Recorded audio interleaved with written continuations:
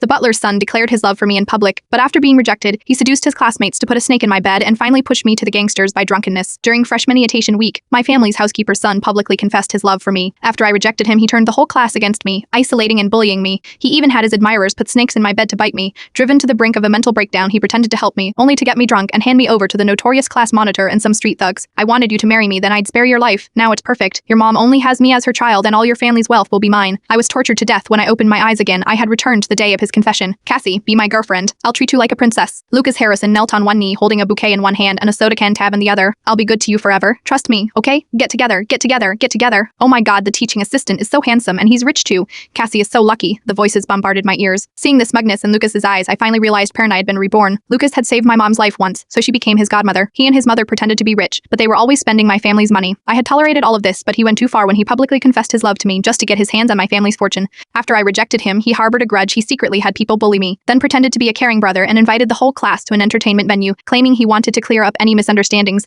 but halfway through, he deliberately got me drunk and drugged my drink. As I was dizzy and disoriented, he dragged me into a room. Inside wasn't just anyone but Mark Lewis, the class monitor who had always been harsh on me. Mark was utterly despicable and tried to force himself on me. I bit my tongue to stay conscious and managed to escape, but outside the door a group of thugs was waiting. I was violated to death. Mark, fearing for his reputation, worked with Lucas to tie my body to a rock and throw it in the river. They even used my phone to scam my mom out of millions. My poor mother lost her daughter in middle age. She searched for me day and night without sleep, aging a decade in just a few days. I clenched my fists tightly, slap. Just as Lucas grabbed my hand to put the soda can tab on my finger, I gave him a hard slap. Under his surprised gaze, I sneered. Chitch, aren't you supposed to be the young master of Sullivan Corp, proposing with a soda can tab? What kind of rich air is so cheap? Lucas's expression changed, and immediately someone came to his defense. Lucas just thought you weren't a materialistic girl who knew you were so money-hungry. It's rare to find such a pure-hearted rich guy like Lucas these days. Hearing this, I couldn't help but laugh. I've never heard of any Mr. Harrison in the Sullivan family, but I do know the Sullivan family's housekeeper has a son named Harrison. Cassie Sullivan? Lucas glared at me angrily. That's enough. I leaned in close to him, my voice cold. Now apologize to me and get lost, or I'll have your teaching assistant position revoked immediately.